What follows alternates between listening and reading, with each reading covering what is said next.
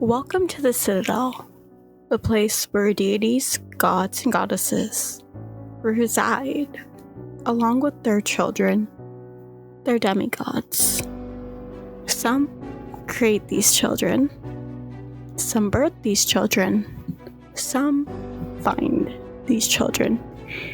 Either way, they are all brought up in the Citadel, and they're made to perfection, according to their adjacent deity. The Citadel looks down on the world of Zenall, where they have crafted cities to go along with their temples that serve these goddesses, and deities alike. The Citadel is crafted into a hexagon, and those hexagon domains where each of these gods lie. There is a center, which is known as the most powerful deity. As of right now, that goes to God Robanthus, where he lies in the domain of creation. The domain of creation where farmlands in rural areas flourish. The smell of sage and rosemary goes about the land, and everybody has always successfully crafted and grew whatever they needed. Is the domain of flourishing and the domain of fauna and flora. Next biggest domain is the domain of death and decay, which is ruled by the goddess Momortum. The domain of death and decay has to be the largest due to the amount of spirits that they carry. The domain tends to have a darker atmosphere. It's known as an eternal gravesite. There are small pointed huts that are aligned everywhere within the domain of death and decay, where the Sisters of the Final Sleep go on today by the grave sites, tend to them as gardens. To those that have seen or have had otherworldly sightings of the death and decay domain, have said they have often seen orbs of light fluttering around, like ones would call firebugs. Across from the domain of death and decay is the domain of resolution, where the god Absalom, or Paz as some know her by, resides. The goddess or deity Paz or Absalom goes by they/she pronouns, so they are known as a deity or a goddess. It does not matter which to her you pick. All that matters to them is how you are thriving in your own eternal peace and happiness. In the nature of resolution, the domain curates to almost a peaceful campsite, where what is the most resolution within a campsite where both mortals and nature can come together as one. The domain of discovery is where the goddess Ismene is most apparent. The domain of discovery is filled with copper piping, gears, stained glass. It's filled with libraries and science labs. It idolizes the STEM learnings and is powered fully on steam power. A lot of temples that are curated around the goddess Ismene are actually universities and libraries, and knowledge that comes from them. The knowledge that has come from this domain has actually helped the entirety of the world Zenall create and discover within itself. Next to the domain of discovery is the domain of risk and possibility, where gaming, gambling, bartering, and partying is the name of the game. This domain has never been known to sleep and has always been awake and thriving and partying all night long. Think, I wonder in Zenall where the greatest clubs are. I can guarantee you they're the ones that are constantly worshipping our deity Haddon. Haddon only goes by Haddon maybe once in a while. Haddon is known. What is the risk of possibility? Risking a name. Maybe not liking a name one week and switching it up for a name is too powerful to have only one, so why not have a couple hundred? This domain is run by Haddon's children. Where is Haddon getting these children? No one really remembers Haddon actually having any relationships in the past. They just simply appear. And let me tell you, when they appear, the party just gets harder. And where we will leave off is the domain of conflict. The domain of conflict is run by the god Alcindor. This domain is covered in mountain terrains and has small villages built within the dips and curves of the mountainside. This domain often smells of burning coal from the blacksmiths that go up and down within this, we'll say, medium dwelling domain. This domain is known for war and the anger that is known to worship within battle. Alcindor is not known for staying one age. Alcindor is actually known for moving up and down the scale. For within war grows different maturities, and nothing in battle ever stays the same. So let's get into this. Now that you have that background of our Citadel, it's a cool morning across the Citadel. It's quiet. In the domain of resolution, the crickets are chirping, the birds are whistling. There's like that little mist of fireflies that go around. There's that light smell of flowers from the domain of resolution that sweeps into the domain of conflict, where you can suddenly hear just like pounding of metal and smell of coals on fire and just arguing on arguing on arguing. And then it shifts through to the domain of discovery, which you can see different gears turning through different libraries and different sciences throughout the world, into the larger world of Mamortums, where you can see little spirit and spirit orbs starting to come out of the ground and to just wander about their day. And ending in the domain of creation, where it's a hustle and bustle, because everybody's getting ready for the 300,718th deity gather that happens every 100 mortal years. We are slipping back into the domain of conflict, where we see a red-headed girl. Zoe, would you like to introduce your character? Sure, I guess. Okay. So it's been so long since I've introduced a character. Where do I even start? Okay. I will be playing the character Serena. She also goes by Ina. She is, imagine what the perfect barbarian woman looks like, but add a giant helping of pastel pop to it. She has this bright orangey red mane mop of curls on her head that goes all the way down to her waist. But for some reason, and she can't ever seem to get rid of it, this giant white streak that's in her head, like just goes across her head in her hair. It looks really good though. She is a whopping like 5'10", 5'11". She will always, at least in this domain as of right now, you will never see her without her giant trusty sword and armor on her body. She is gladiator femme fatale. What is Serena doing right now while getting ready for the deity gather? This will be your first one, by the way. Okay.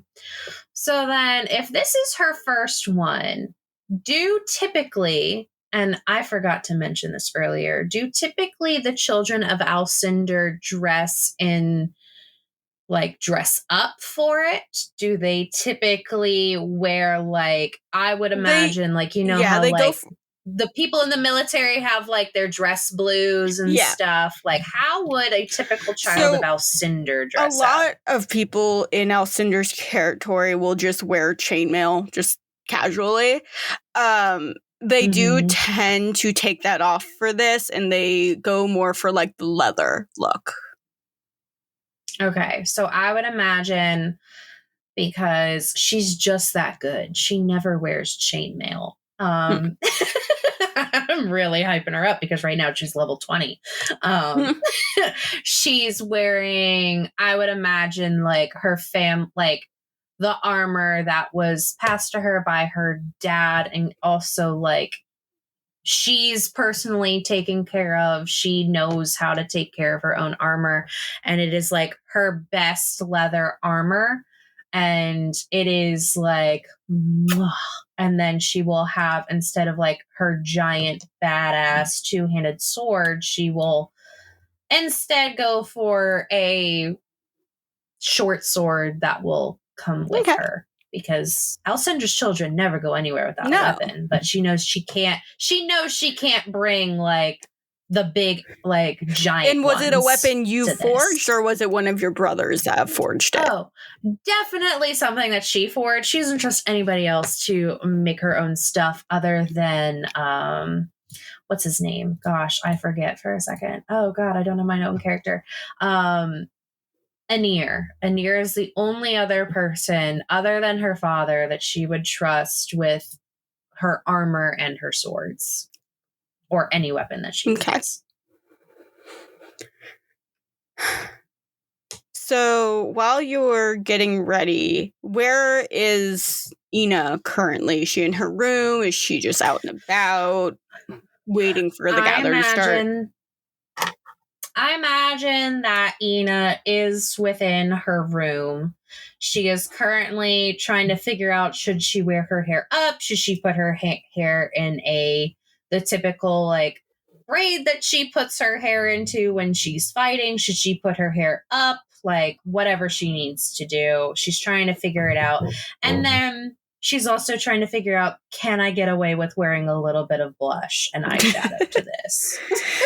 While you're figuring that out, there is a knock on your door.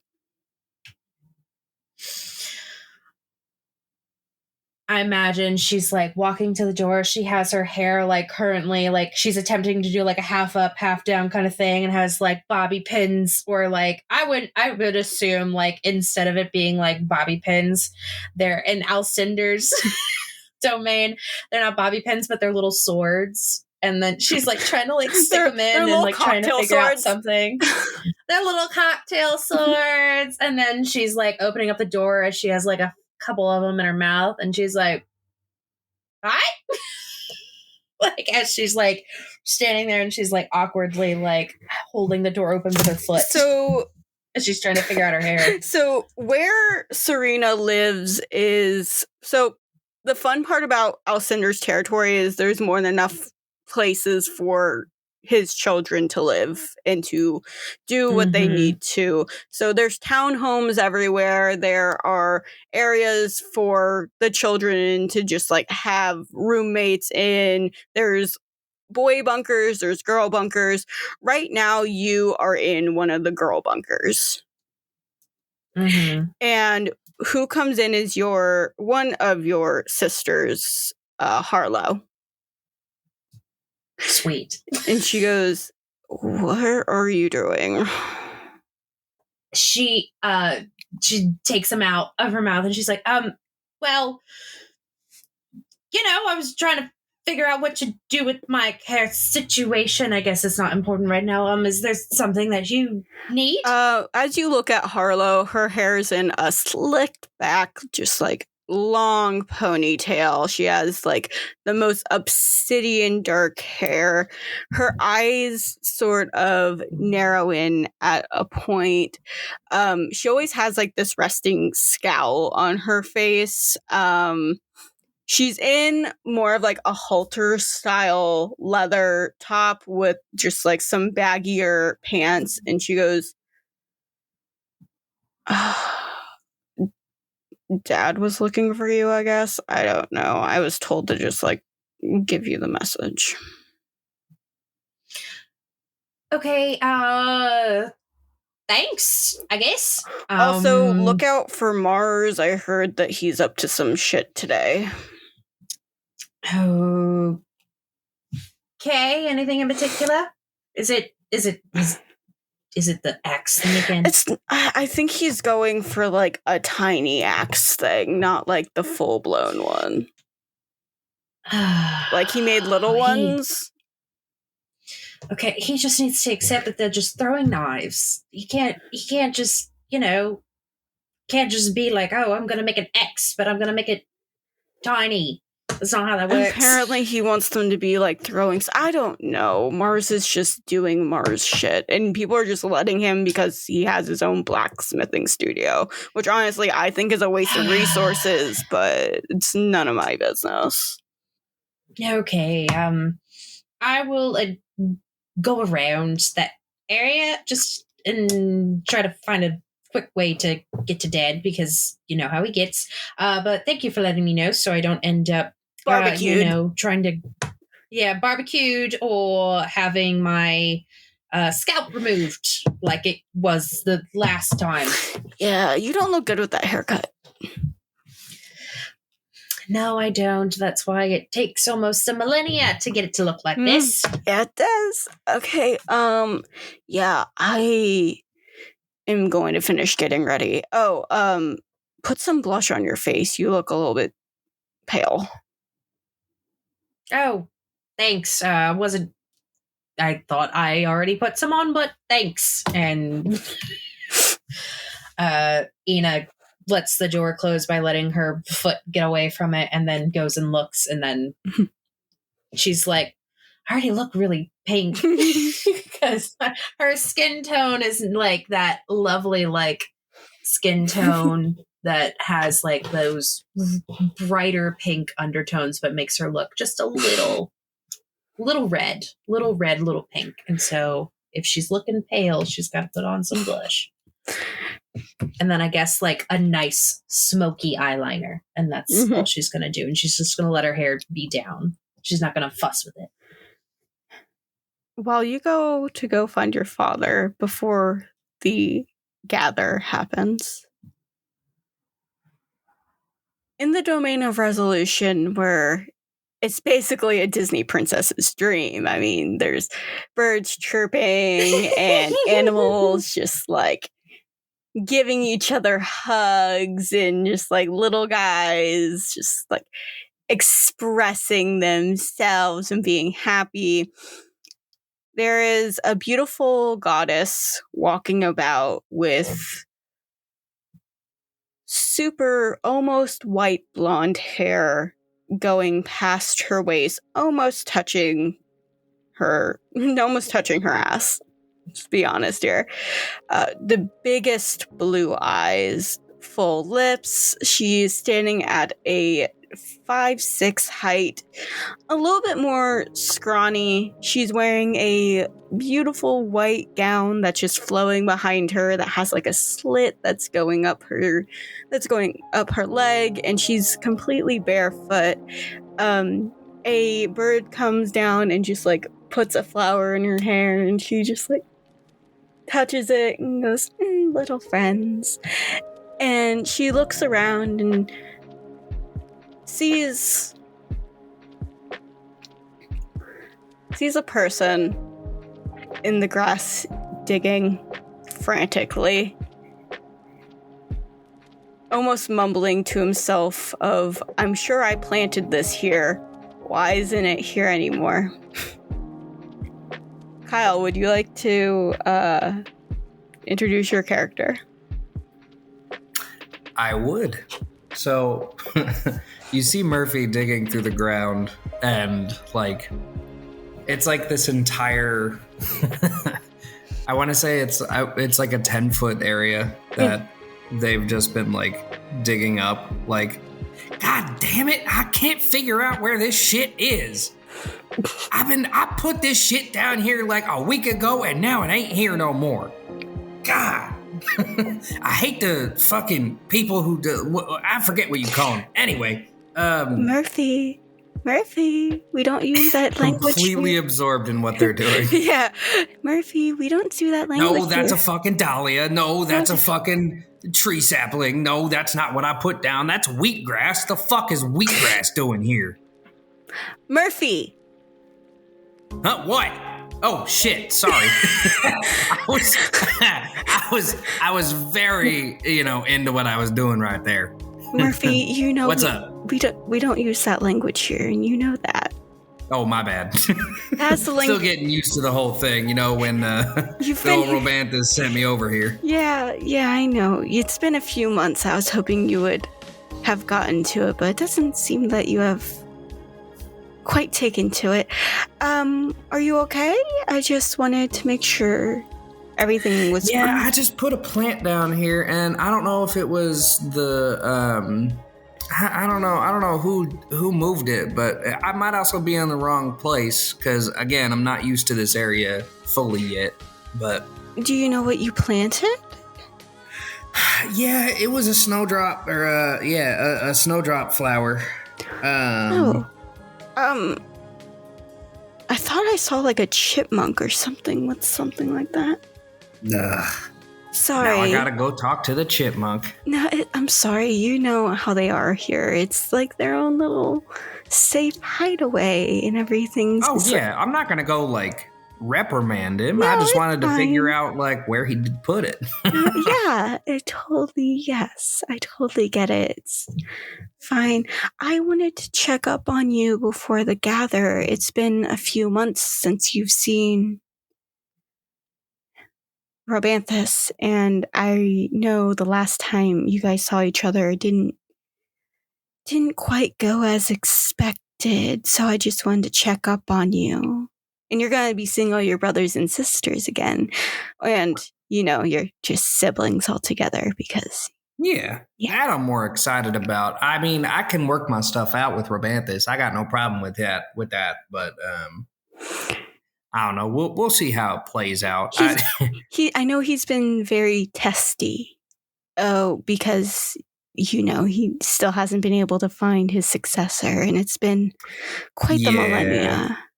Well, see, and that's like I can understand. I don't have to forgive him right away, but I can understand the reasoning, so I get it. Yeah, yes. I just wanted to check up on you because I just wanted to keep everything peaceful today. Even knowing that my brother Elcinder will be there. We're going to try and keep it calm and quiet and not like the last gather. Yes. You see Murphy like chuckles a little bit and is like, yeah, that's fair. I do want to apologize for being louder than I thought I was being there looking for the plant. No, sweetheart, you're fine. You're not from this domain. You're still learning how to navigate your way through it. That's the reason for this. That's the reason why Robanthus wanted some of you to come around, especially because you've made so many other things thrive in my domain. And when she says that, you actively notice the pile of clover that is known to be the easiest thing to plant and known for it to just grow all over is just slowly wilting behind you. I like to think that Murphy's way of like planting things, like, is there any magic involved or is it actual like physical planting seeds? It's physical planting seeds and then having the foresight and to be able to keep the creation from doing the creating. So having that foresight of, oh, this plant's hungry right now. Oh, this plant needs more sun. Like you can basically in a way like speak and feel the plant's needs. Right. Because in a way you are one. Right. Well, I think Murphy's style of, and this Murphy's tells you a lot about Murphy. Murphy's a cactus. Murphy's style of planting things is they they take their dagger and just like stab it into the ground, and then they like scrape their dagger along the ground to like create the trough to put the seed in. And then they just dump water on the seed. Go grow. Like it grows. It just doesn't work that well.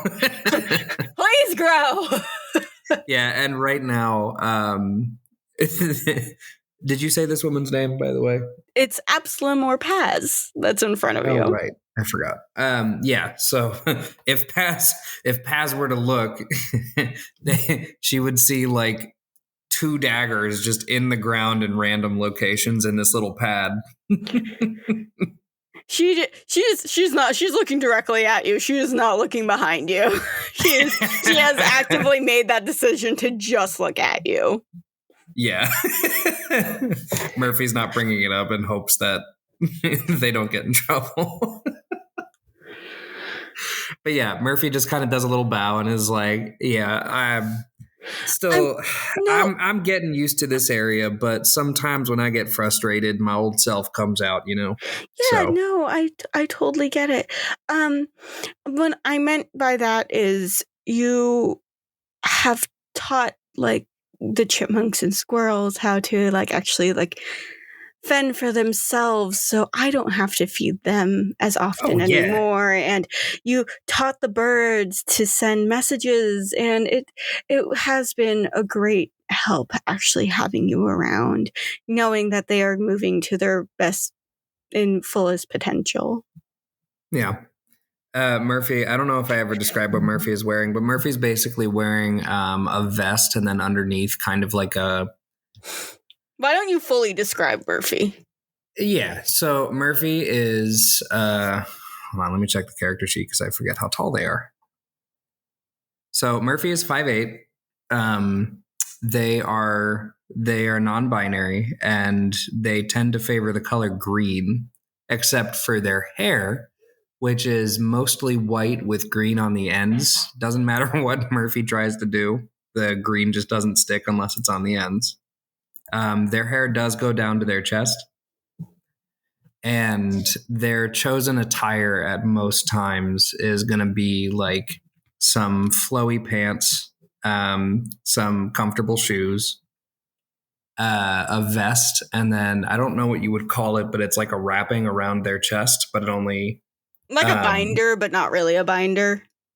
Yeah, basically like a binder. Yeah, but yeah, and they love the color green. Their clothes are basically all green except for the binder style clothing, which is like tan-ish. And yeah, that is Murphy. So Absalom is staring at you, and she goes, "You are truly a delight, and you are welcome here at any point. Now, if you would like to come back here after the gather, you're more than welcome to. However, if you do want to go back to your domain, simply just go. You don't have to let me know. I will, if you do not come back, I will know that you are safe and happy." Well, if you'll pardon me being a little casual, that's more up to Rabanthus than it is to me. I understand. If he don't let me in, that's on him. So I understand that, but I just wanted to let you know that you are always welcome. Yeah, I appreciate it. Thank you.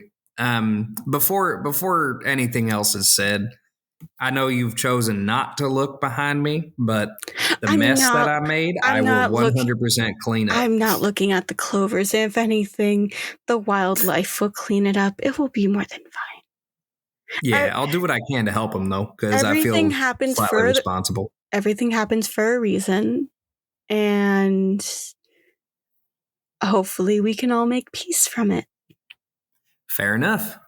And she walks away, full Disney princess, just like things following her, in the like very foresty, like wilderness, almost looking like a yoga retreat sort of situation. You can see some of Paz's children in the background.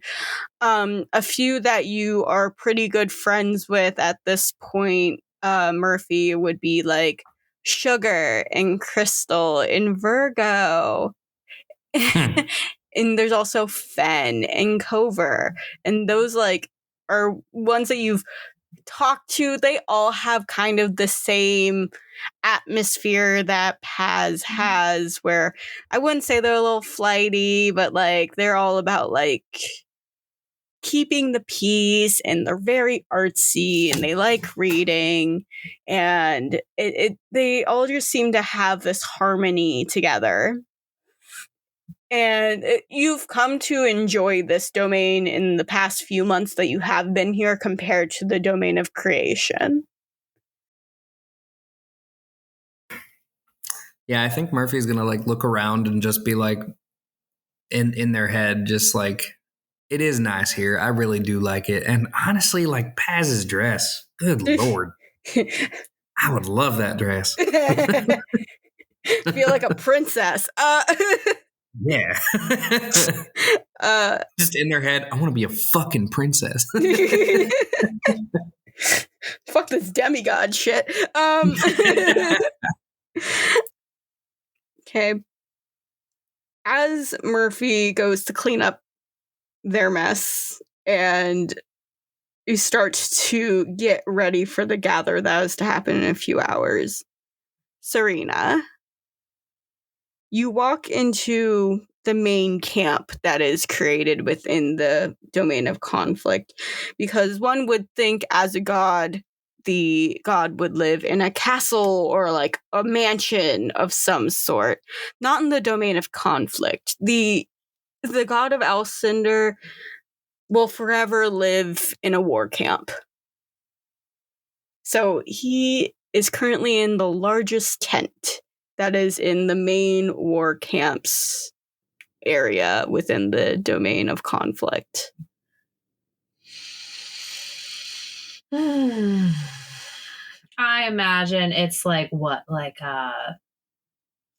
just straight up like pit fires and all sorts of other stuff that's just surrounding them. Probably some of the biggest helms, the biggest areas for blacksmithing. Like, yeah, there's like all those like mining and blacksmithing stuff all around the domain of conflict just to create weapons. Not a shield to be found. There's no shields within the domain of conflict. Nope.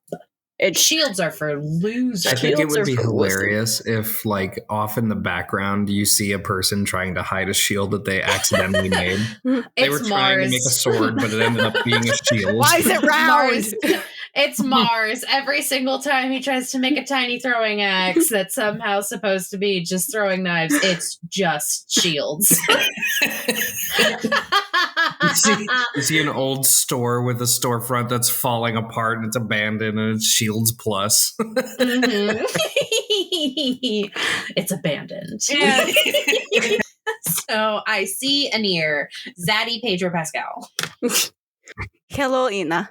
Ina just like waves enthusiastically and kind of like trying to like, you know, like that ramrod straight back like walk that soldiers do, but she has like just the tiniest of a little skip to it. Your father asked for you. Hi, Anir. You always laugh. You always laugh when you hear my voice. I don't understand. It's because just a little, just tiny bit funny whenever I first hear you, especially when you call me names like Remy. That was a blooper.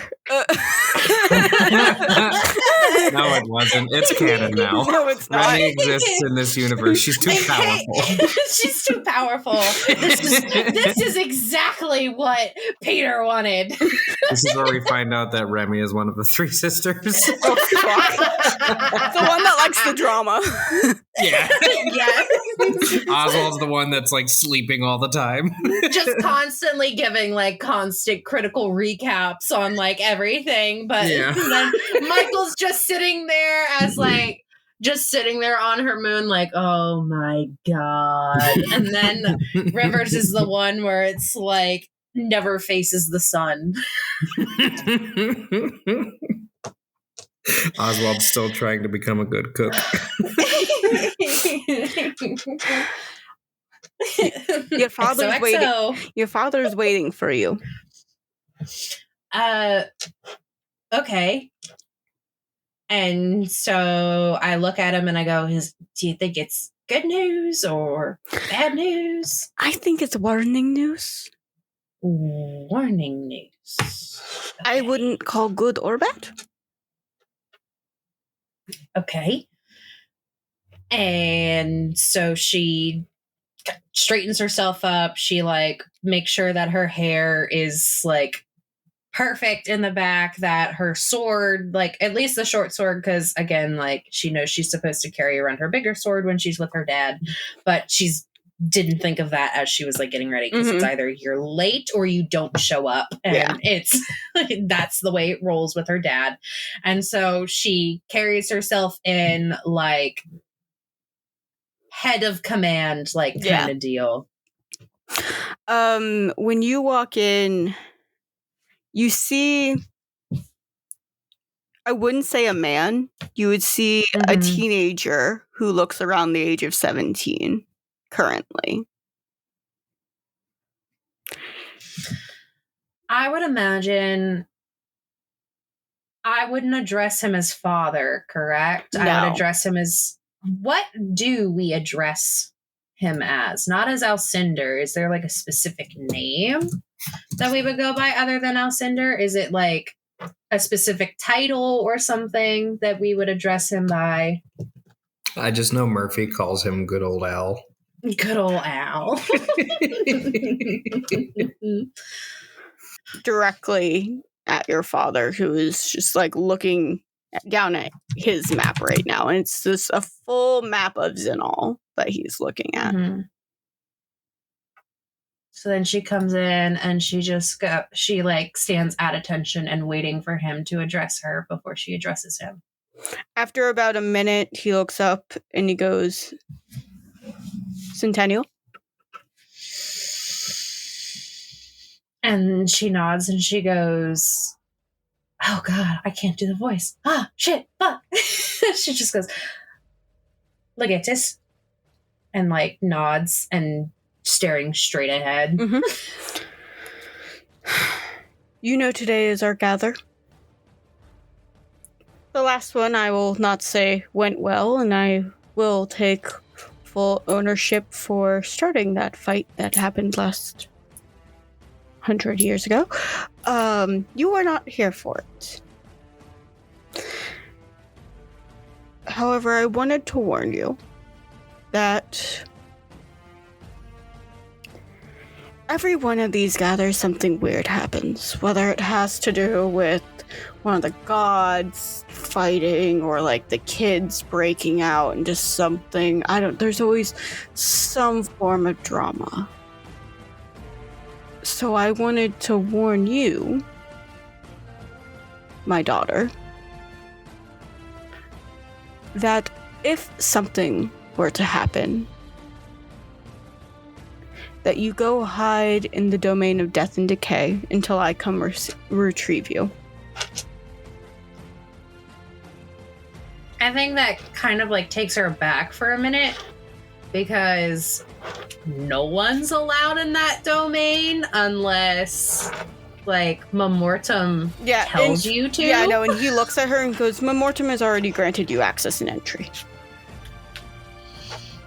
And I guess like at that, like she takes like the, not like second guessing, but like the questioning look off her face and goes back to like that steely, like, yes sir kind of attitude face. That was all. You can leave now.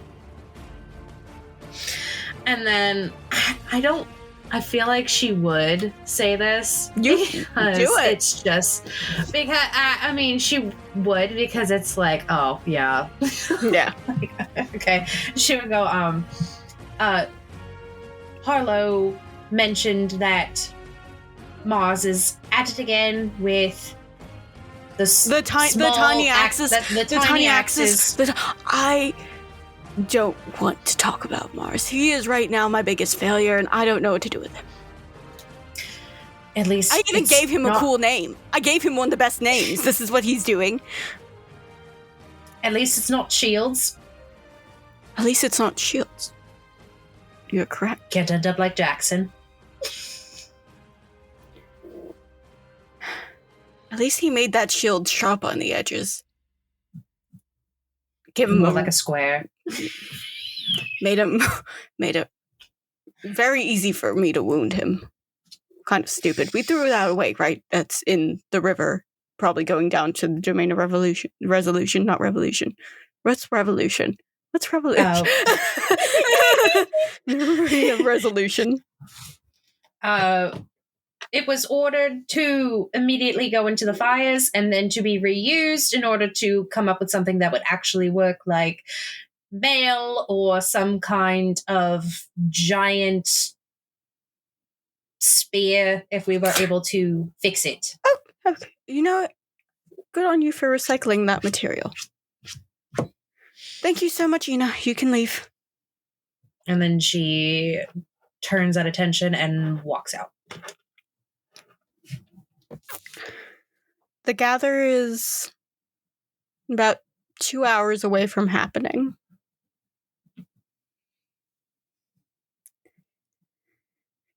What do you guys do in that time within the 2 hours?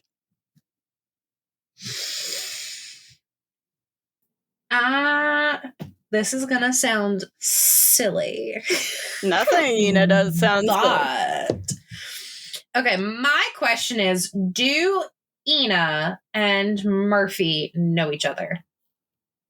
So Has Murphy ever been sent out to different domains before, or is this the first time?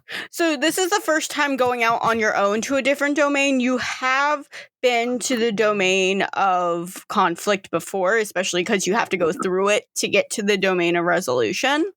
So Right. you have been there before. I would say you guys know about each other more in passing than you would like actually know each other. Like you probably maybe met once. Right, like I've seen Serena before, but not like interacted really. Yeah, like you've probably Yeah. been like, hi, Serena's probably introduced herself. You probably introduced yourself, but that was probably as much as I it. think what Murphy realistically would have done is like walking by would have seen Serena and be like, "Oh my God, I love your hair." And then they would have talked for like 85,000 years about Yeah. hair. And Serena would have been like, I really need to go back to this blacksmith. Murphy really pays attention to their hair. Like it's long, it's flowy, it's very full. And they really want to make sure their hair is really well taken care of. So seeing Serena's hair, Murphy would have been like, "You look great. I swear, you look great." Okay, so Ina, because I wanted to like just figure out if they would have known each other other than just talking about hair care. This is gonna sound really silly, but I think Ina would go back to her room, like in her in the barracks or wherever she's sequestered herself. Well, I will say, as of right now, I think it'd be fun if Ina put in a request for her own personal townhome, but it has yet to be approved. Yeah, because like I think like her rank as first cohort Centurion is brand new. Yeah. And so like the people who are like in charge of their own like groups and like the ranks and stuff, like your rank is based upon where you sleep, and I think that would just be a fun little thing. Mm-hmm. And so she's worked her ass off to get to this spot, and this is like one of the coveted spots to have. Yeah. And so she goes back to like her dorm. And is she in a single dorm, or does she share the dorm with somebody? So you have your own room in said dorm, but there are 3 other girls within the dorm with you. Okay. So she goes back into her specific one. And so she makes sure, 1, the door is locked. 2, the blinds are drawn. No one can see in, like those lovely blackout curtains. Uh-huh. And then she goes into her closet and she pulls out the most pretty princess dress you've ever seen in your life. And she continues to sew on it because she loves it. And so the way that she gets these things is by, I would imagine she has to do like a lot of secret shit to get these materials, because these materials are like considered illegal in this You domain. somehow keep going to the domain of risk and possibility where they just have everything. Mm-hmm. And like she's just able to like get these things, and is like sewing, like when she's in the confines of her room where it's like the downtime for herself, like she spends her time sewing dresses and outfits for herself. And so she's going to spend this time doing that as she's currently in leather armor and has a sword and all this other stuff. But it's like it's like dresses where it's like pastel but still has like that degree of like a warrior would wear this dress kind of, Yeah. or a warrior would wear this like jumpsuit. Like it has like metal elements in it with like pastel vibes. Like it is very much like a very specific niche of a kind of outfit. Mm-hmm. And that's what she spends her time doing. And then she, I guess, like presumably like beforehand, like she'll give herself enough time to show up early, but not being late. Like, you know, like that. Yeah. You got to show up 30 minutes early. So, Murphy, what are you doing? Does Murphy's situation also have like dorms, or does Murphy have their own Murphy, place? You were given the opportunity to either choose one of the very luxe and relaxing townhomes that are in the domain of resolution, or you can just like be one with nature and hide out in the trees and sleep up there. You can do whatever feels what's best for you and your body. Do it, you and your I think nymphy I was already self. thinking about that. I think what Murphy would realistically do is they're gonna like get ready and make sure their clothes are all set. They're gonna go to this thing in like their flowy pants Yeah. and vest and chest wrap, but they're definitely like just conked out in a tree right now, taking a nap. Okay. So as the day goes by, dawn very quickly approaches, and the gather starts in the domain of creation, where all the children start filing in from all the different domains, except for the domain of death and decay, for there are no children in the domain of death and decay. There are only sisters of the...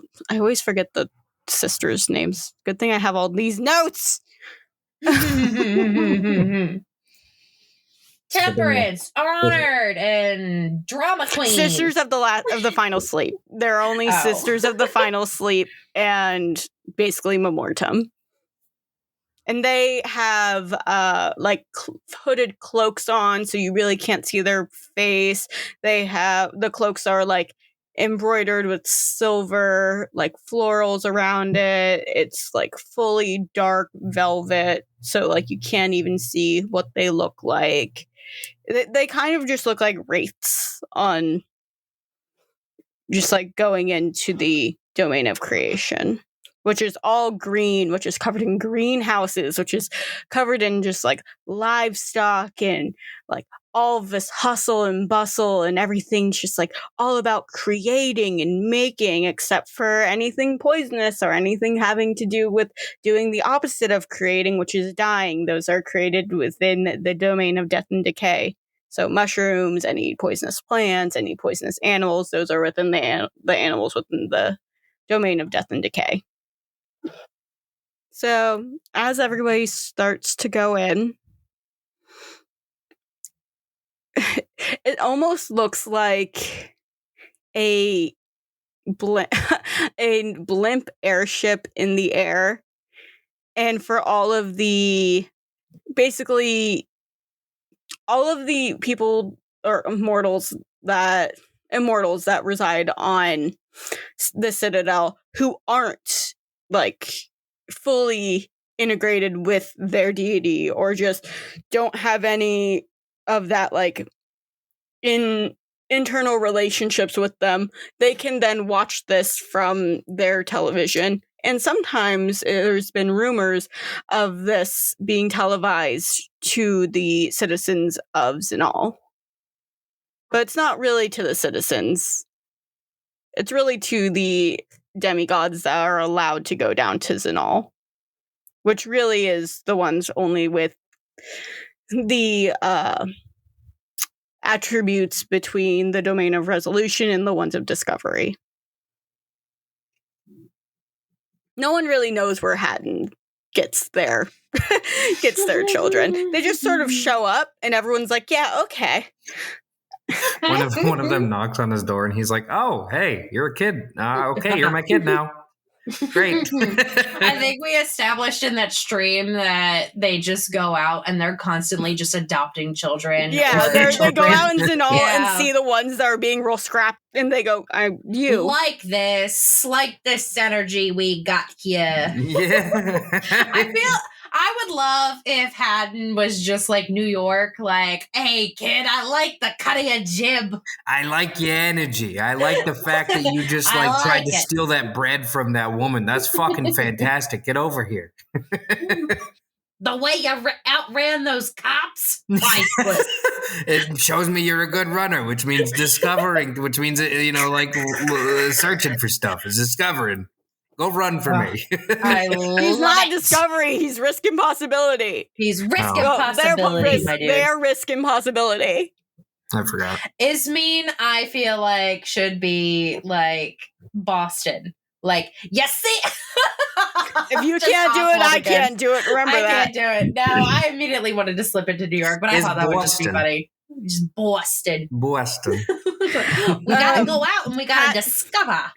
So within the blimp, you just see like two very sparkly demigods, and there's like, can you believe the gather is happening again?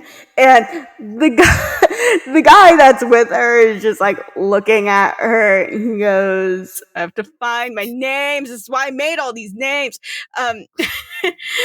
He just goes, no, Cora, I'm extraordinarily excited. Oh my god. Like, they're crazy. And then she goes, oh, is this like newscaster type shit? Yeah. And she goes, Finnick, you know all about the risk and possibility. Do we have any idea about the domain of risk and possibility for tonight? And Finnick is just like, so I heard from our parent Haddon. Oh wait, no, they're going by Rio. They're going by Rio again? Or are they going? Did they choose another one? I think it's Rio this week. Rio, hell yeah! You see this? You like, just hear chanting Rio, Rio, Rio. They're just like, can you see all these guys just coming into the domain of creation? Man, Robanthus is gonna have a rough time cleaning up this mess. Do you remember 100 years ago, Kate? Oh wait, Cora? Yes, I remember 100 years ago, Finnick. Oh my god, it was a fucking mess. Did you see that? Alcinder's people crazy. Like, the anger management on those guys is fucking nuts. I hope we see something crazy break out. This is gonna be streamed all fucking night, guys. And that's what you're dealing with from up in the sky. I'm not gonna lie to you. If I was in this world, I would change the channel. I'm already annoyed by them. Just not Murphy, me. I'm annoyed by them.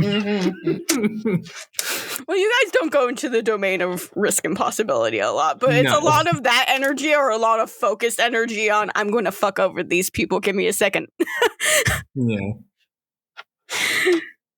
So, as that's going on, everyone, you see Robanthus just sort of like flick his fingers from the center of the Citadel, and a little orb goes around the blimp, only for it to keep their voices in the blimp, because he's just like,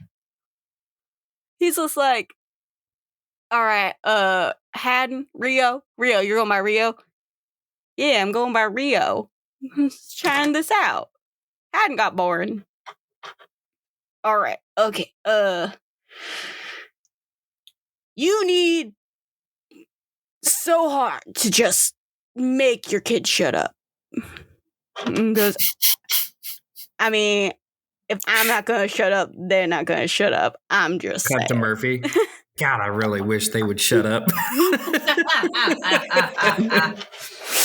And then, like, Rio will, like, sit back and be like, where's Memortum? She here yet? I just want to see her, really. And Robanthus is just, like, holding the bridge of his nose. He goes, it's only 100 years. It's once every 100 years. That's it. And they all can go back. I love that Robanthus. We were thinking, oh, sweet hippie farmer man. Turns out crotchety farmer man. Yeah, crotchety old, get off my lawn. He doesn't like, he's so over these. He's done them so often. He's just like, I need somebody else. I've done this 10,000 times. It never ends good. Something shitty happens. Every single time. As everybody starts getting together within the giant celebration and gathering, Serena and Murphy you guys do show up within the center of the hexagon for Robanthus's speech. And after you see him done just like speaking with Rio, you also notice Alcindor behind where Rio is, where Memortum is, where she finally shows up. She kind of just appears there out of like a puff of smoke.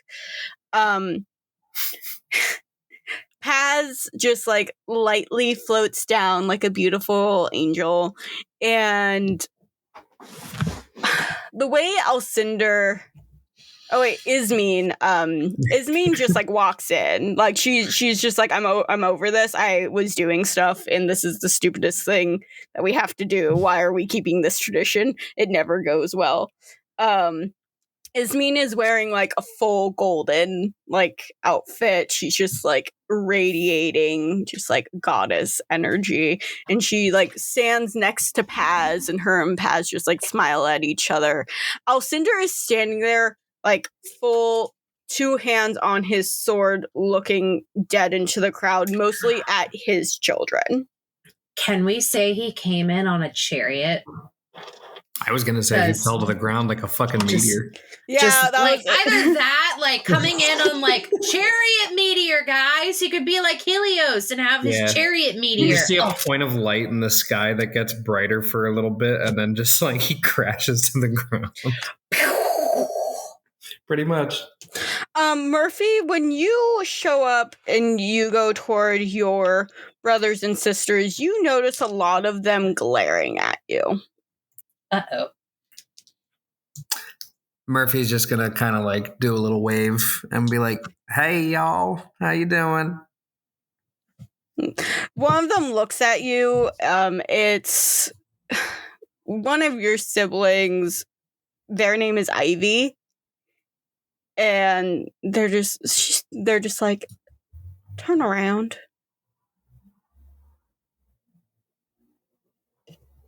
Okay, did I miss something? Turn around. All right, fine. I ain't gonna argue. I don't feel like being confrontational today, much to your liking, I guess. They do start like whispering something behind you. If you want to listen in on that, you totally can.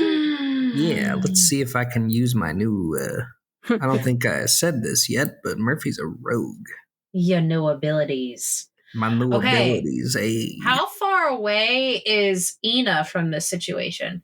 So I'm going to say the children of the center are within the center, so standing right in front of Robanthus.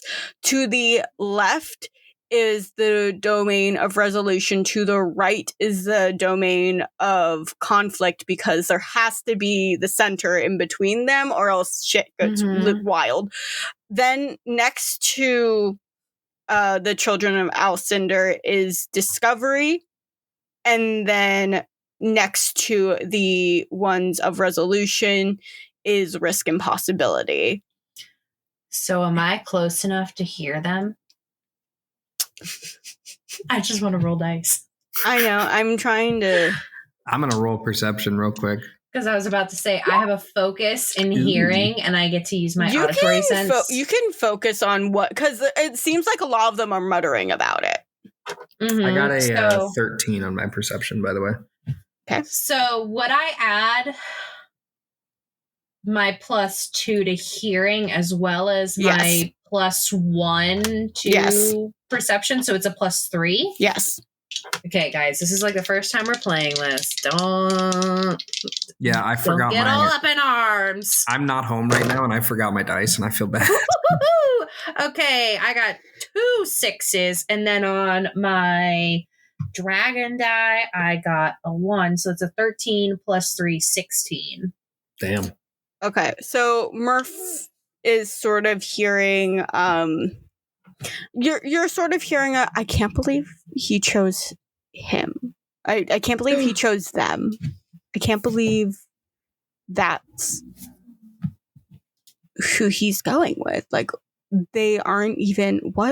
What's going on? And Serena, you're hearing a little bit more of Robanthus chose his next successor. Robanthus chose his next successor. I can't believe they chose them. Why would they choose them? They're always struggling to do anything. Robanthus finally chose their next successor.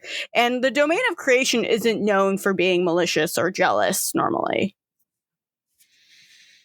Do I see Serena by chance? Do I catch a flash of Serena's toward the front of the lineup, so if you're toward the front, yeah, I would assume Murphy is towards the front if people behind them are talking. Then yes, you can probably see Serena from your point of view. So I ignore the negativity coming from behind me, and I see Serena, and I'm like, "Hey, red hair girl with the white streak."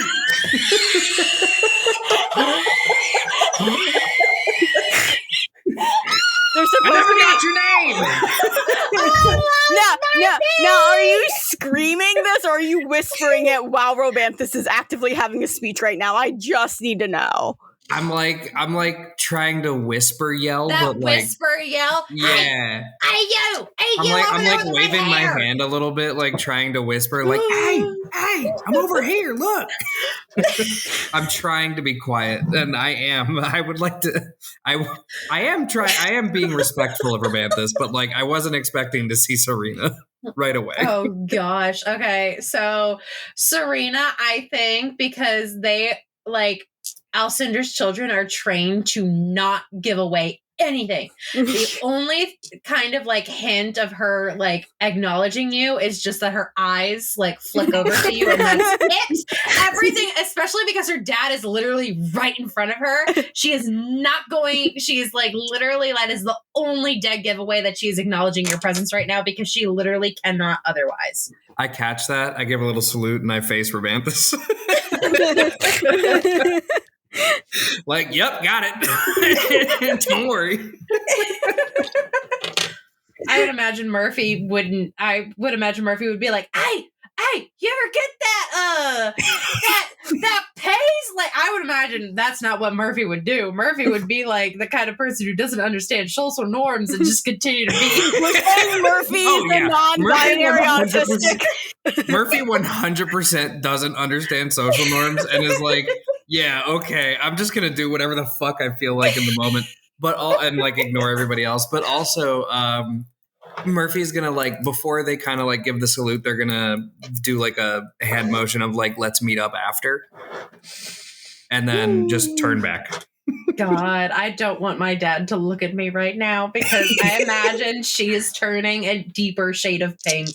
Can I do a perception into Alcinder to see if I can see if Alcinder's pissed or not? He's not paying attention. I just will say. I was about to say. He rolled a 4. He's fine. He's too busy being like, God, when is this speech going to be over? Yeah, right. He's leaned back in his chair. His hand is covering his eyes like, ugh. At the very end, you just hear Robintha say, and thank you for... sorry. And thank y'all for coming to the 300... For the 300,718. Is it that one? That one? Okay. Gather. We hope for you all to mingle, and please do not start any fights. Alcinder's children. Thank you. Man, I'm feeling some hostility. It's just because y'all broke 3 greenhouses last time. I'm not doing it again.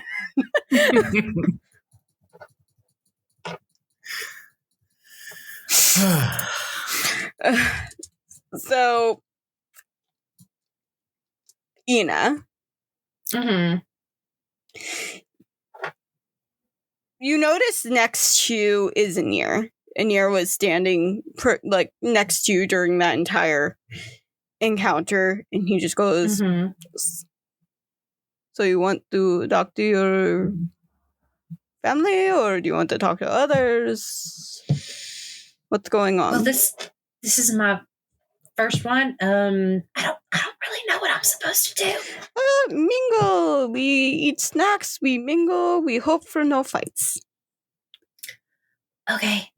And she immediately, like, making sure that her dad is not, like, watching, and she immediately, like, dashes towards Murphy and, like, drags them over to the snack table. Well, that's good. I wanted to get a snack anyway. I do have a question. Is Murphy vegetarian coming from the domain of creation? I would love if they were. Coming from creation, I don't... Is the domain of creation, like, mostly vegetarian? Mm-hmm. It depends. Or do they prefer it if you are, but don't care if you're not? Yeah, that's kind of where it is. Okay. I think Murphy would have been, like, respectful of that and eaten whatever food they had. Okay. But then when they started, like, traveling and going to different realms or different areas, they would, like, try the food in different areas, you know? Mm-hmm. Very adventurous with their palate. So they pretty much just grab a plate and load up one of everything. I don't even know what this is. Is this fish? I don't know if this is fish. This doesn't look like fish. That's, I think, squid? Whatever. I'll try it. You want some? As Murphy's been chewing for the last 3 minutes because squid is very chewy. Ina, like, gives, like, the most disgusted look because tentacles.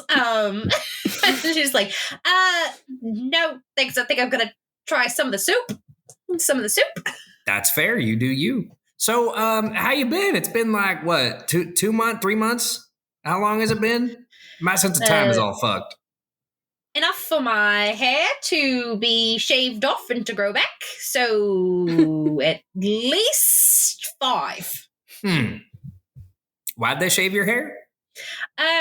One of my brothers has a thing with tiny axes, and when he gets upset, he throws them.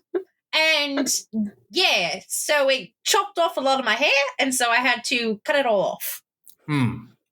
That sounds like it was quite the ordeal.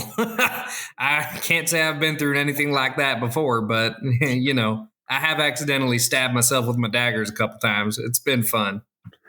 How? You can't accidentally stab yourself. That's a lot that you have. How? Be honest with you, I have no idea. I use my daggers in my planting and helping, like, growing crops and whatnot. That's not that. She's just baffled. She's like, this is not how you do any of that kind of mentality. As you're talking to Murphy, Serena, One, you feel from behind you an energy that feels a lot like your brothers and sisters, and you see someone like pick up one of the pieces of bread that are there with a dagger, and he just goes, "Hanging out with losers now, Ina?" Please tell me this is Jackson with an X, and then behind him is Jackson with a CK. Actually, it was going to be Dorian, but we can make it Jackson. Oh, Dorian. Okay. No, Dorian. Yeah, Dorian can be the douche. I want the Jacksons to be nice. So it's Dorian behind me. Yeah, it's Dorian. He's like bulky. He's like maybe a foot taller than you. He has like dark black hair. So he's almost 7 feet tall. Holy shit. Yeah, they're bulky. What's his rank? He's a captain. Oh, so I'm above him. Okay. So I immediately turn around and I'm just like, I have like that attitude of like, I hate this sibling. Like, do you give Murphy a look before you turn around? I do. I roll my eyes so hard. Murphy just chuckles. The hardest eye roll you've ever seen in your life. And I turn around and go, yes, Dorian, I actually enjoy hanging out with our cousins. Anything I can help you with? And then I specifically say, Captain. Oh, you're a captain. Ain't that pretty low? I turn back and I go, one of the lowest ranks we have. Yeah, I thought so. Murphy just gives Dorian You're like a real huge high and smile. mighty. You're real high and mighty for just getting your rank. And that you didn't deserve, by the way. And you've been captain for what? 150 years now? Mars is in my quadrant, and you know that's not my fault. Somebody needs to move him. I look at him deep in his face and I go, it's not my fault. You can't keep your soldiers in line. And I turn back around and I continue eating my lasagna soup. Gemma, your sister comes up and goes, Ina. And Gemma looks like a little bit more like you. She has like the more coppery hair. It is more straight. She does have like freckles that like dot her nose. At some point, you actually thought that you and Gemma might have the same mother. Mm-hmm. And she just goes, Ina. Gemma? Murphy. Sorry.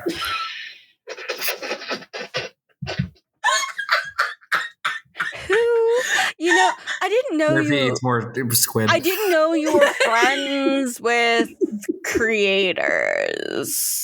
I wouldn't say friends, more so I met them in passing and when I was traveling to Paz's realm. So okay. I just liked their hair. We had a conversation about hair products. So you were like an exchange student for Paz. That's what more or less. Rob, good old Bobby sent me out. So good old Bobby. Yeah. You call your creator Bobby. Not to his face. Not yet anyway. But yeah. Well, I look at Murphy and I go, you don't have ranks? Not really. No. We just kind of do our own thing. How do you know who's in charge or not? But Rob is in charge. Okay, but then that's all we got. And then she like sets down her soup, and then she's just like, but then how do you know who's like next in command? Like she's like really trying to understand this because she's only ever had Alcinder's domain. Think of it this way. You are all about conflict, which means you got to have ranks, which means you got to have warriors, which means you got to be fighting. So you got to have ranks to tell the warriors what to do. Our domain is more just about creating and living, and we don't really care about ranks. We don't really care about nothing like that.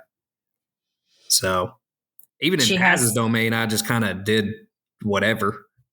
She just has this look of awe on her face, like, wow. Yeah, honestly, when I was going through Alcinder's... It's only in her eyes.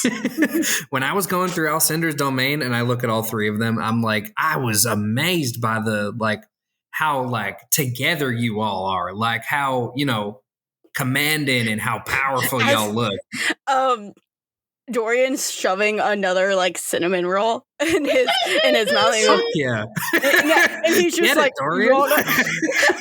he's just like, you gotta have organization to be able to do what we do. Even the least organized of us is some of the most organized of you.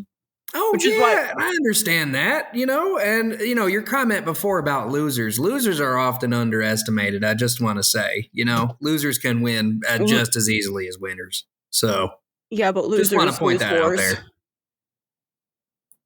Sorry, what was that? I missed that. Losers lose wars. You never want to be a loser, especially in our family. That's only if you're only thinking about war, which I understand that you do. I'm not going to fault you for that. You've been in the Alcinder's domain forever. So, as Murphy's just sitting there with a nice little smile. Takes a giant honk of squid. bites the head of the squid because they cooked the whole thing. Just gnawing at it. Hey, just like chewing on it like it's gum or some shit. Hey, like Ina. So Anir was telling us something interesting, me and Gemma. I turn back around, lasagna soup in hand. Lasagna soup. I legitimately in love with lasagna soup, man. I never had it before. It's really good. Do you want to It's so good. Come with us and we can discuss that? And yours coming too. Don't worry if you don't feel safe with us. Yeah, actually, Serena, I gotta go talk to I gotta go talk to Rob for a bit. So why don't you go do your thing? I'll go do my thing. We can hang out after if you got time. I immediately, as soon as they like mention Anir, my eyes immediately start scanning to see where Anir is and where they specifically, well, my back was turned, but so I wouldn't have known where they would have come from, but like just scanning to see if Anir is in the crowd. You can see Anir like toward the back of the crowd, just sort of watching you guys. Oh, so he's watching? Okay. And then I look at them and I like swallow some of the soup and I go, couldn't Anir just have told me himself? He wanted us to start the conversation. We don't get to talk often. Sentinel. God, I wish there was like an insight in this. You could probably just do perception in the place would it be like a perception? Yeah. Well, because insight is basically like perception. It's just you're trying to perceive what their intentions are. Okay, so this would be a +1 then. Allie, does that fit? Yeah. Okay. Yeah. Ooh. Ooh. Okay, so that's a 6, a 3 to make it a 9, a 2 to make it a 11 +1, 13. Not a good roll, but not a bad roll either. From what you can tell, Anir's there. You know, Anir would make sure nothing bad would happen to you. And these guys are so low rank anyways, you know, you could probably beat their ass if they try something. Okay, perfect. So I turn to Murphy and I go, could you make sure that no one touches my soup? And I hand them my soup bowl. Yeah, actually, I don't have any like saran wrap or anything like that to put over the top, so it might get cold. That's perfectly fine. Turns out Alcinda's kids have an affinity with fire. You don't say. All right, that's fair. And so as I take a few steps in their direction wherever they're leading me, and I turn back around and I go, "Don't put any squid in it." I wasn't planning on it, but it was like a last thought that she had of like, "Oh God, what if they put squid in it?" I can just feel Serena in your head saying, "Don't put squid." Don't let the squid touch. I put the bowl down for like a half second and just give a very exaggerated salute. And then I turn at attention and follow Dorian and Gemma. Okay. I take the bowl of soup over to Robanthus. Just like a bowl of soup and a bowl of like calamari is just the funniest fucking thing. Yeah, pretty much. So, Murph, you're going over to talk to Robanthus. Is that what's going on? Yeah, I might as well because, you know, they heard what the people were saying and Murphy didn't know anything about that. So they're going to be like, hey, good old Bobby, what the fuck's going on with him? Hey, Dad, what the fuck? Mm-hmm. As you go towards him, you can see Robanthus just like chatting casually with Absalom and or Paz, depending on what name you feel like giving her at the time. You're immediately intercepted by your sibling Oak and your sister Juniper. Of course. Amazing.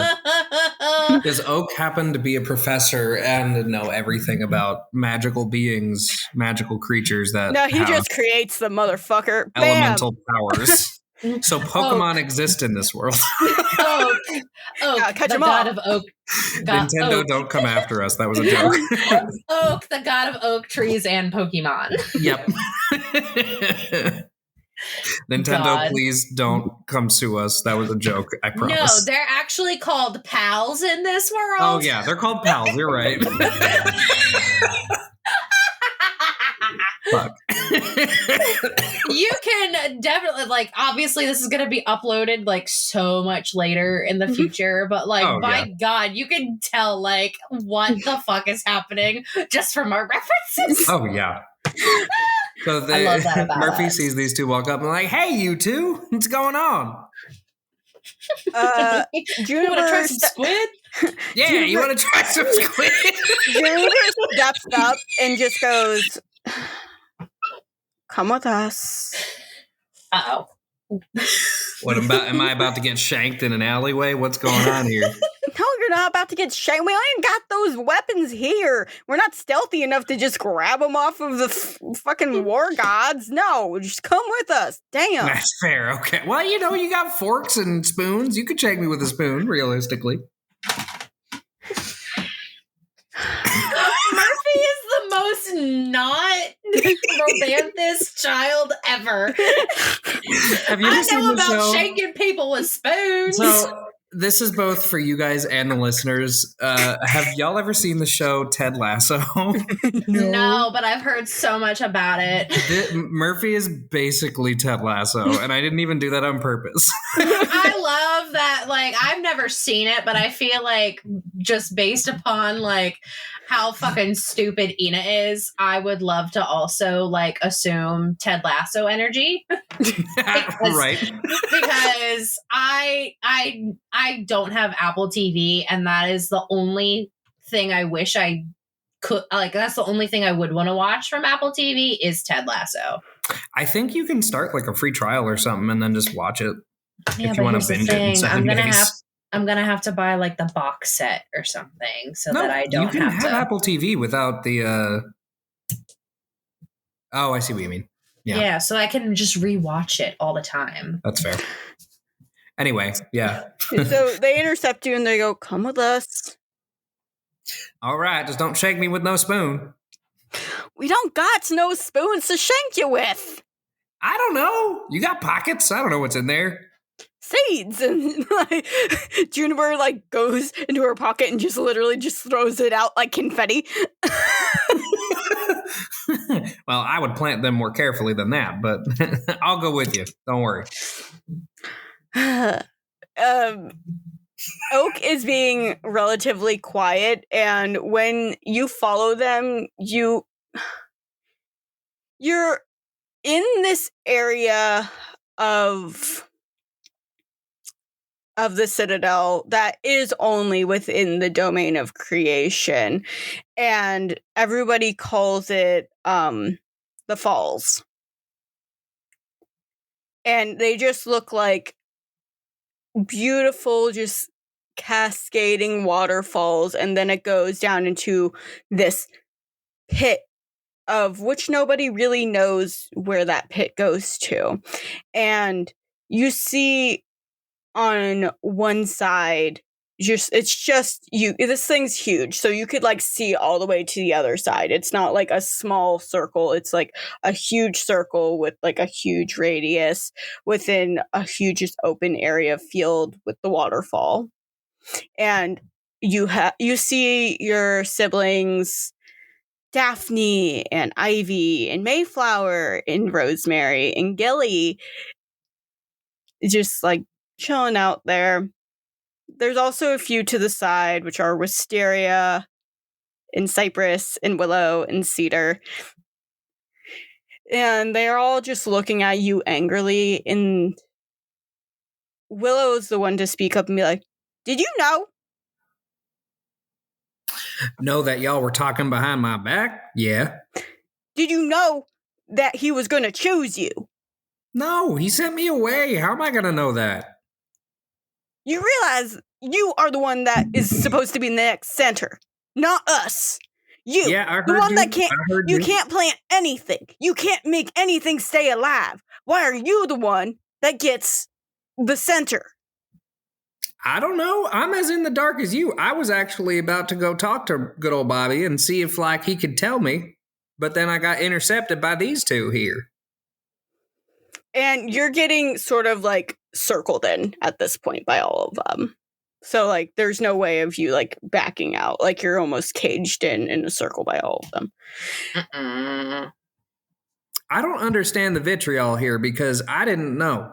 I was sent away and the only communication I had with Rob was right before he left. And stuck me with Paz, who, by the way, is a really nice woman. They're all just like staring at you, glaring. They go, "We're better than you." So the only I'm not way, disagreeing with you there. the only way that we can have our shot with it and, you know, have a respectful center is if we make you go away. I mean, if you think about it, I've been away. So. And then they all look at each other and go, "Not far enough."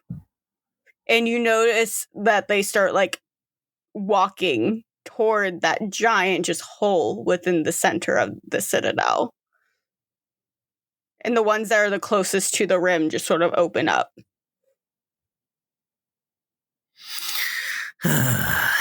You know, I've heard rumors about this hole, that it goes nowhere, that it goes to the void, that it goes to oblivion. Are you really willing to kill me before we actually sit and talk to Robanthus to see why he chose me? Robanthus has turned to an old crotchety god. Of course he has. You would too if you were one of the, like, if you were old as shit. So he stopped. I can hear his bones creak from Paz's domain. I'm sorry, I had to crack my fingers. See, exactly. I can hear his bones creak from Paz's domain. Like, I know how old he is. Which means he's not in the right mind. Which means he chose you wrongly. Which means the only way for him to choose one of us is if you go down and don't come back. Oh my gosh. I'm just letting y'all know that if you go through with this, it ain't gonna end well for any of you. Because I will find a way back. You can bet your ass on that. Cypress goes, "Okay." And while you are standing near the edge, he throws one of the terracotta pots at you. Can I like do a dex to dodge? Yeah.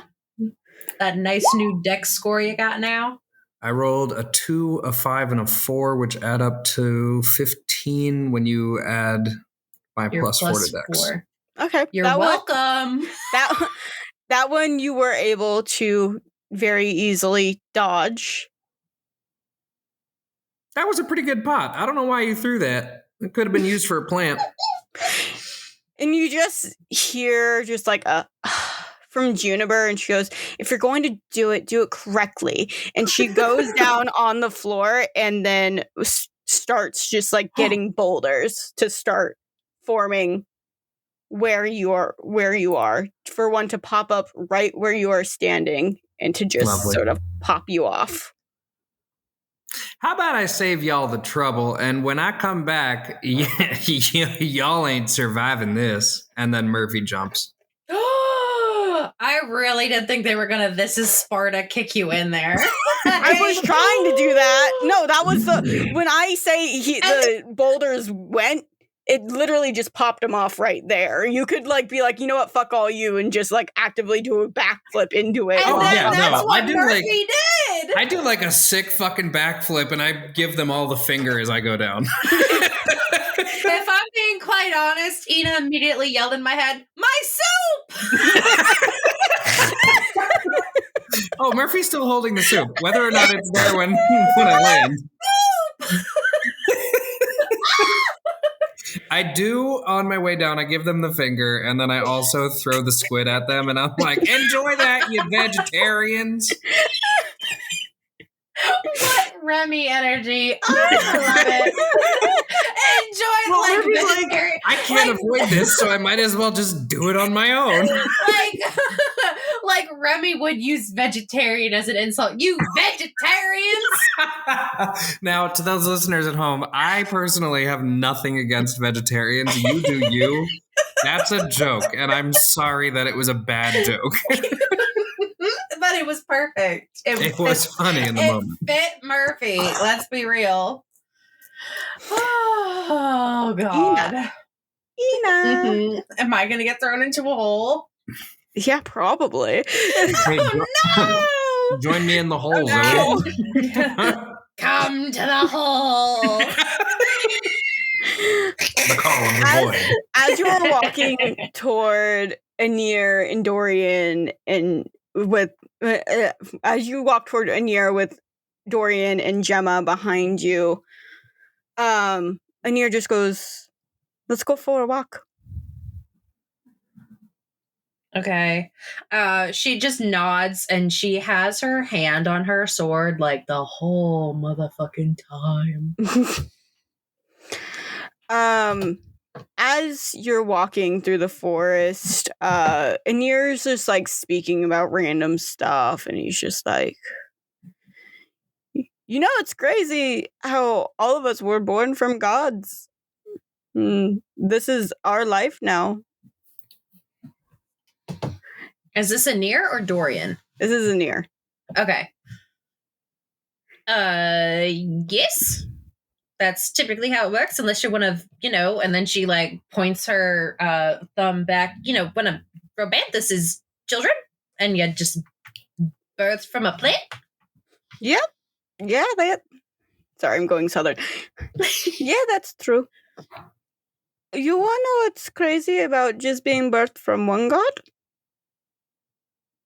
And he looks over at you, just casually as he's walking further and further into the forest area. Mm-hmm. And she goes, well, typically if you're gonna be birthed, you're gonna have two parents. This is where She's Serena very confused. This is where Serena says, "What's that like?" Having two parents, what an idea. And then she's trying to keep up, and she's like, but typically Alcinda only lets us know him, so where are we going with this? Dorian from behind you goes, "We found some records, Serena. Some that we probably weren't supposed to find." And she's starting to get very wary because she knows she can fucking take Dorian and Gemma in a fight, but she knows for a fact that if Anir, her mentor and father figure, went after her, she no fucking chance. Unless he uses a spear, then I can mountain him to death. When that was said, you're suddenly in a clearing, and you've heard about this clearing before, just in passing. The falls that are in the center of creation, the ones that have the giant, beautiful waterfalls, but also a giant pit from down below, which you've never heard where it actually goes to. Why are there so many pits? Why are there so many void holes? No, there's just this one. The other guys Okay. just left. You should do a perception check to see if you see any calamari. Okay. I do a perception check to find my soup. It's There's not just here, soup bitch. spilled. Okay. So I But imagine they took me on the long walk around and winding so that. So, oh just to gosh. be Oh, clear, no. you're on the other side that I Oh, described. on the other half? Okay. Yeah. So is this happening at the exact same time? No. It's Okay. yours is happening after what just happened. So they already left. Okay.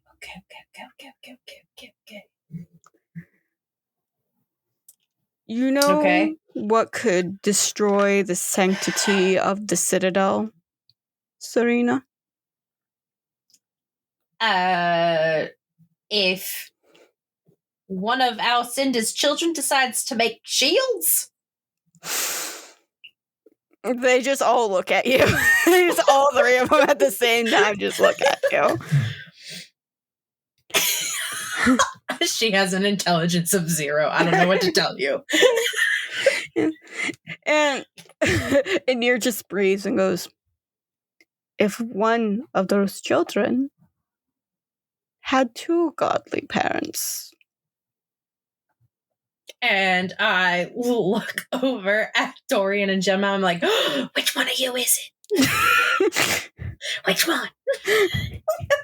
Gemma's just staring at you. It's like, that's how she's looking at him. That's how she's looking at him. She's like, Anir trusts me with this information. Like, one of them has to be it. What do we do? Like, is this bitch so fucking for real right now? Like, that's how she looks. Like, she didn't say which one of you is it because she's like smart enough to not say that. But she's like, like, which one could it be? Like, she's honest. Not.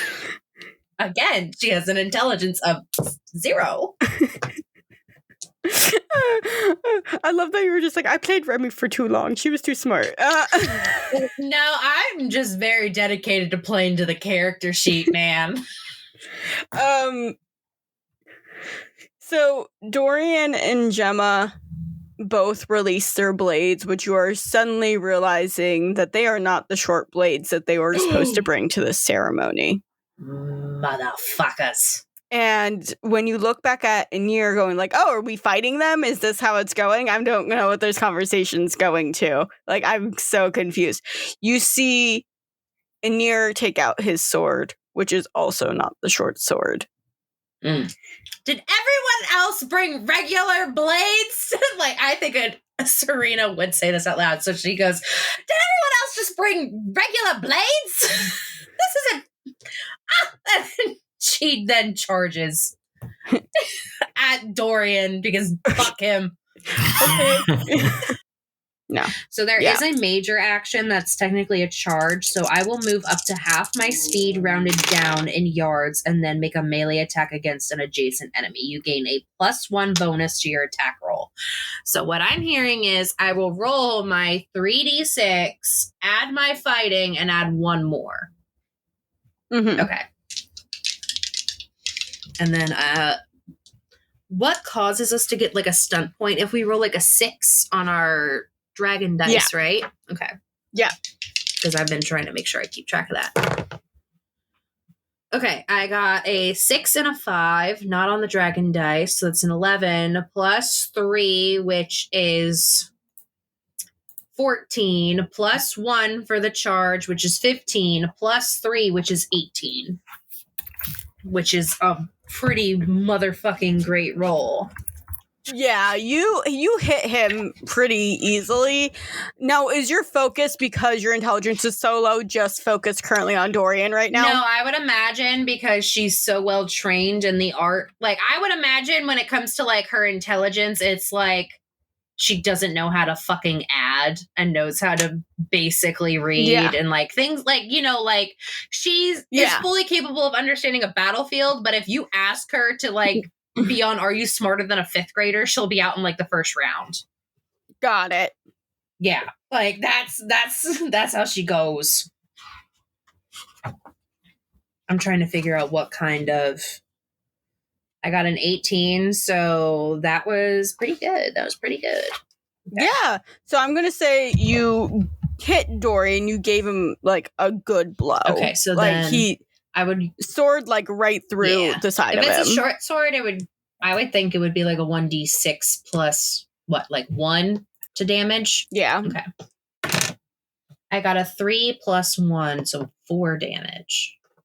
Okay. So you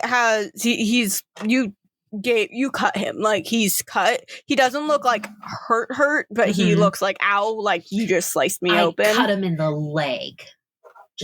Yeah, and he's like, you can see him like get angry about that, and Alcinder's children getting angry is never a great sign. Okay, so then that was my major action. So then my minor action will be to stand firm. I will lower my weight and prepare to resist any and all efforts to move you from your place where you stand. Okay. Gemma will come up to you and just start slashing at you. So she's just going to do basically a armed attack on you. Okay.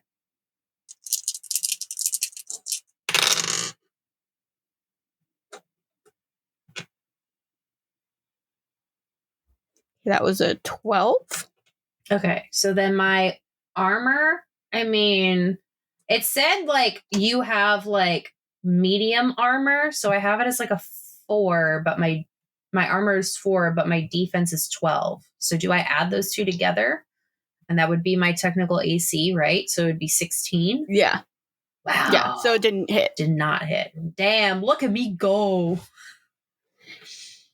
Anir comes behind you because you're either are you facing to the side? Are you facing Gemma and Dorian? I would imagine that she would assume that Anir would help her because he is literally like her father figure, her mentor, the reason that she's not an absolute asshole. So Anir comes from behind you, you expecting him to be the father figure and the savior. No, don't do this to me. And he goes for your shoulder. And he goes, we can't have anything disrupting the balance of the Citadel. Shit. Okay. So is he touching me or did he try to stab me? He tried to take a swipe at you. Okay, 6, 7. He didn't hit you, but he was very close to. Okay. Oh shit! Now I'm fighting 3 people. Oh no! You gotta go in the pit, babe. Oh yeah! I know I have to go into the pit, but like, Ina doesn't want to go in the pit. Okay, I can't be like Murphy and be like, bye bitches, and jump into the hole. That's not what Ina would do. So Dorian, because he didn't have a turn, because you smacked him first, Dorian being bigger than you, but like a fucking brick wall, comes up. And though he is just a captain, he can bench a little bit more than Ina can. Okay, so since I did stand firm, it would be he would either have to use skirmish or knock prone stunts to move me or knock me to the ground, and they must succeed in an opposed test, pitting their strength or might versus your own strength, might, or dexterity in acrobatics. He's gonna go for your ankles. He's gonna go for my ankles. Okay, so he's gonna like kind of like tackle me. Yeah.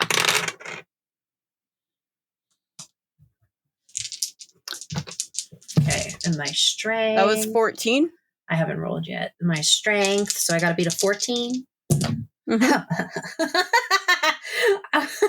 That's a 6, a 5 on the dragon die, and a 2, so that's an 11 plus 2.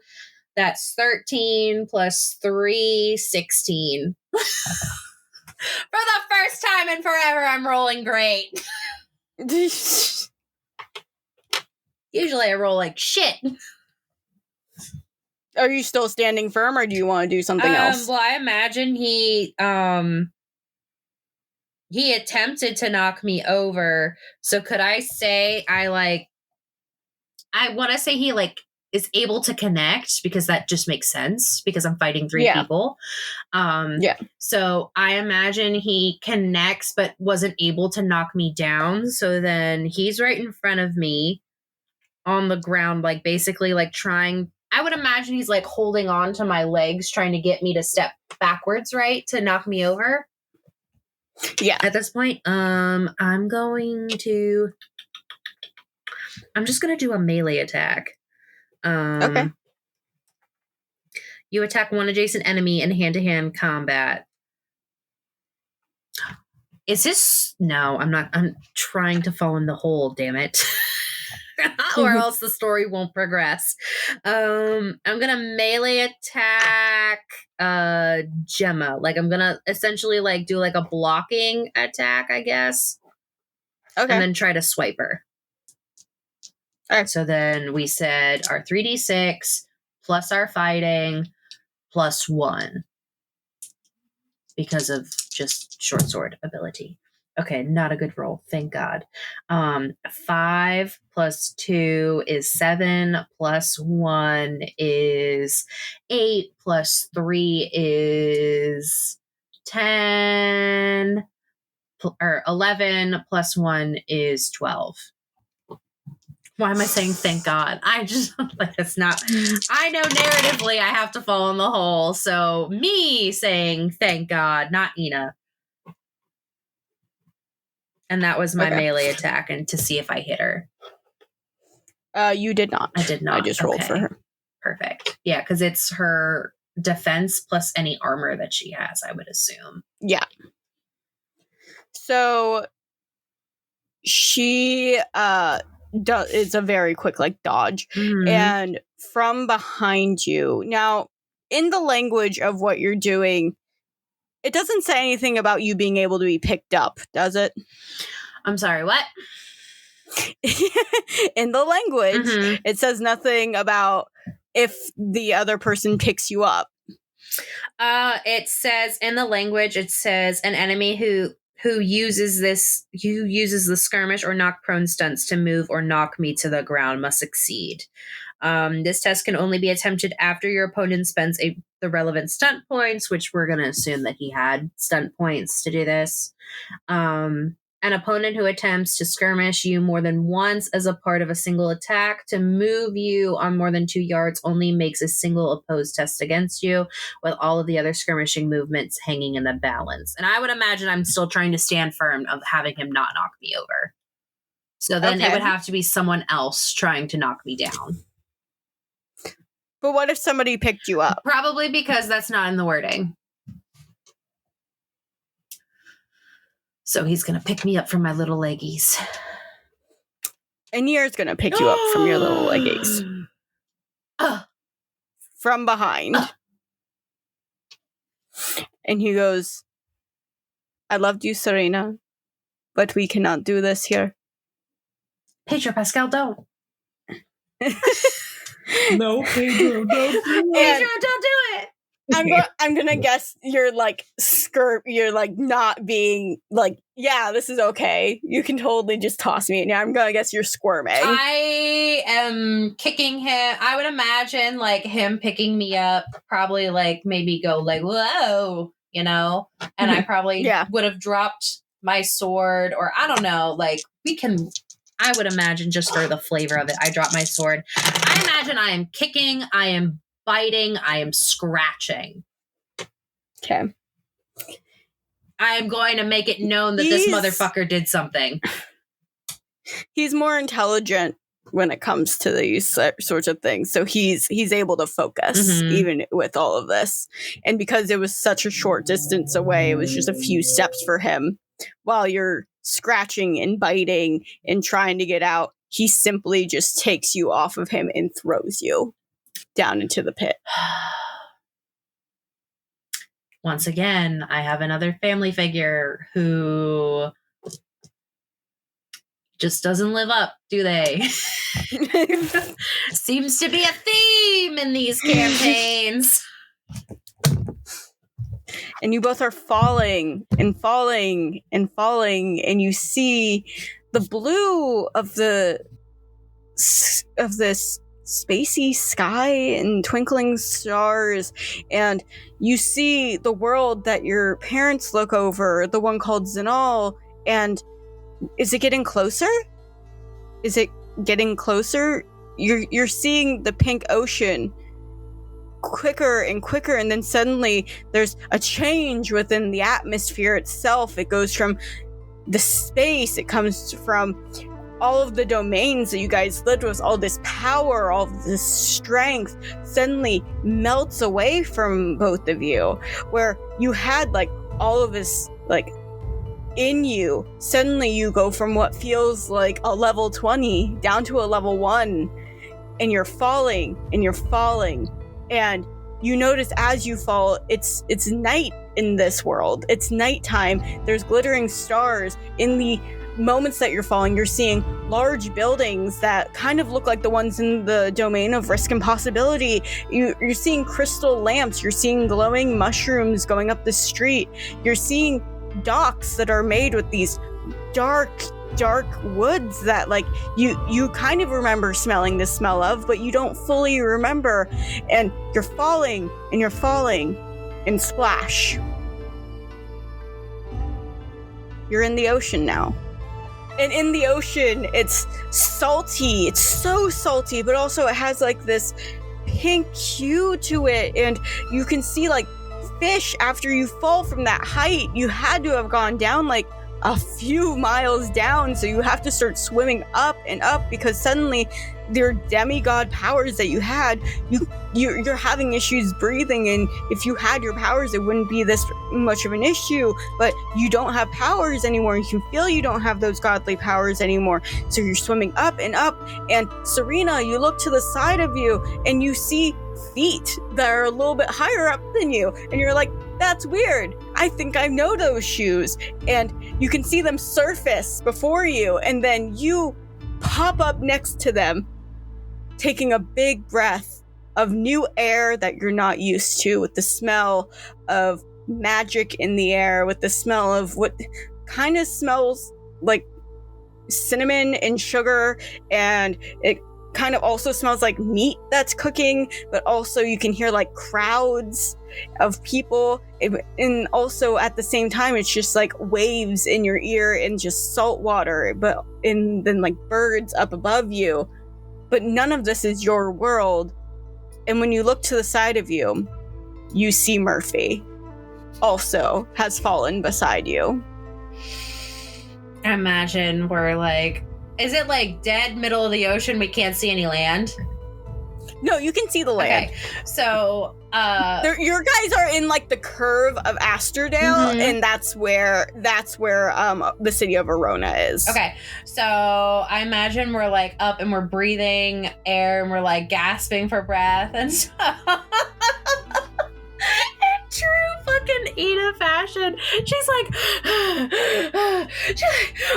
Murray, what are you doing here? Before you say that, Murphy's just gonna surface and be like, well, shit. That sucks. Oh, Serena! Yeah. You too? Yeah, did you get betrayed by your own people? As they're like spitting out water and trying to breathe. That's how you got here? Someone betrayed you? Yeah, my brothers and sisters didn't like that apparently Rabanthus was gonna choose. Let's talk about this when we get to land. I feel like that's a smarter thing to do, huh? I'm gonna ask you a really strange question first, okay? I do not have your soup. Damn it!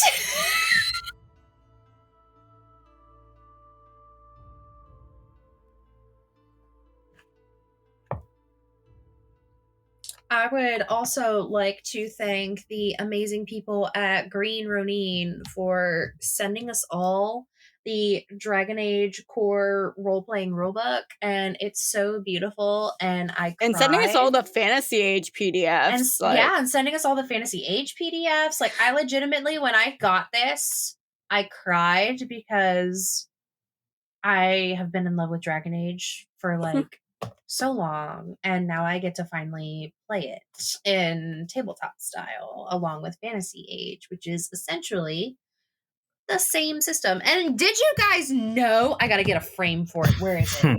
There was a fucking map of fucking Dragon Age, of Ferelden and of the northern. And I have to get this frame of Thetis, of Ferelden, and then of the northern territories. And I was like, oh, it's like the entire map of Thetis. And I was like, oh, there's Antiva. And I was like sitting there and I was like, oh my God, I have to get like it framed in like a professional frame because it's too beautiful. Well, it's funny too because Mac is like as big a Dragon Age fan as you are. So they were looking through the book and they were like comparing it to what they knew from Dragon Age, and they were like, "Oh damn!" Oh my gosh, yeah. Like all I heard was, "Oh damn! Oh wow!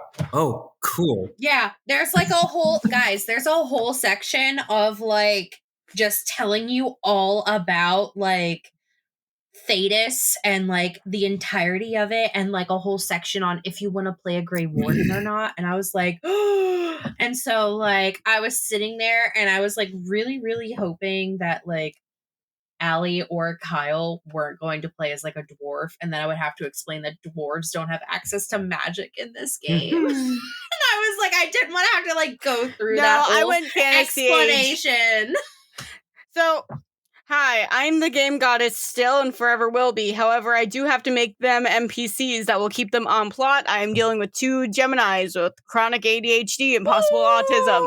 So, I'm scrolling my phone right now. I just want to let you know. So, yes, this is our FantasyAGE Dragon Age campaign. Yay! Yeah, and I know It we said only it already, took but me. like big shout out to Green Ronin. Yeah. If you guys, Oh my God. you can cut this out, Allie, but do we have a code still? We do! You can actually, if you want to check out Dragon Age, which is now being printed again, hell yeah!